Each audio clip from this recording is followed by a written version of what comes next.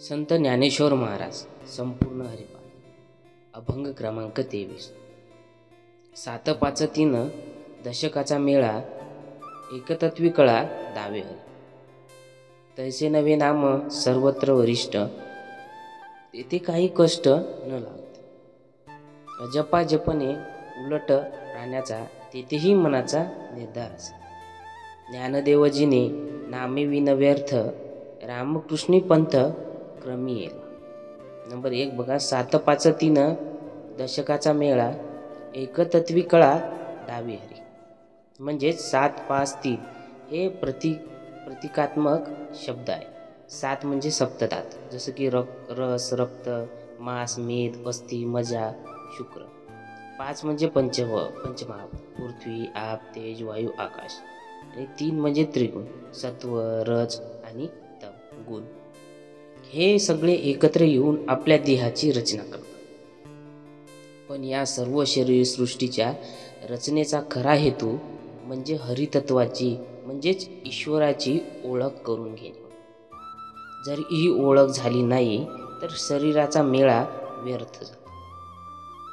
Number 2, तैसे नवे नाम सर्वत्र वरिष्ठ तेथे काही कष्ट न लागते।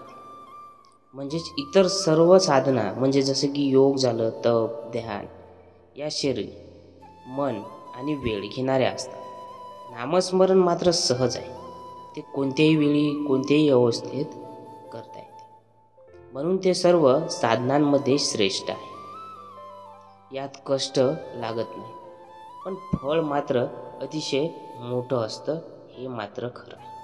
नंबर 3, अजपा जपणे उलट प्राण्याचा तेथेही मनाचा निर्धार असे। अजपा जप म्हणजे श्वासावर आधारित ध्यान। यात जणू आपोआप जप चालतो, म्हणजे सोह किंवा राम असं त्यामध्ये दिसून येते। उलट प्राण म्हणजे श्वासोच्छवास रोखून ठेवणे किंवा त्यावर नियंत्रण ठेवून साधना करणे। ही साधना जरी सूक्ष्म असली तरी तिथेही मन स्थिर असणं, एकाग्र असणं आवश्यक आहे। म्हणजे साधना कठीण आहे, सहज होत नाही।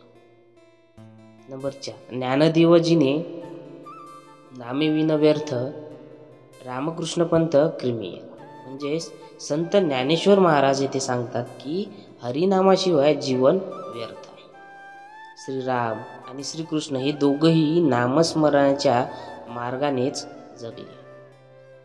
त्यांनी जे मार्ग अनुसरले तोच मार्ग आपल्यासाठी आदर्श आहे, तो म्हणजे भगवंताचं नाव घेणं।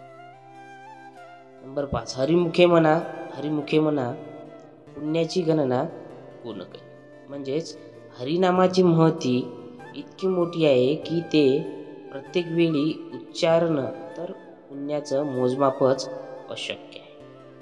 एक हरिनाम सुद्धा हजारो पुण्यकर्मा इतकं प्रभावी आहे। म्हणून सतत हरी, राम, कृष्ण यांची नाम मुखाने म्हणत राहा। थोडक्यात कसं सांगायचं बघा, या अभंगामध्ये संत नामस्मरणाचं महत्त्व अधोरेखित करतात संत ज्ञानेश्वर महाराज। शरीर, साधना, श्वास, जप या सगळ्यांपेक्षा ईश्वराचं नाम घेणे हेच खरे सुख आणि मोक्ष देणारं साधन आहे। रामकृष्ण, संत, योगी सर्वांनी हेच साधलेलं आहे। त्यामुळे आपणही हरिनाम सतत घेत राहावं, कारण ते सहज असूनही अत्यंत प्रभावी आहे। तर रामकृष्ण मित्रांनो, व्हिडिओ आवडला असेल तर प्लीज कमेंट करा, शेअर करा आपल्या मित्रांना आणि साईडच्या बेल आयकॉन नक्की दाबा, जेणेकरून आपण जे व्हिडिओ टाकेल ते तुम्हाला तुमच्यापर्यंत सगळ्यात आधी पोहोचेल।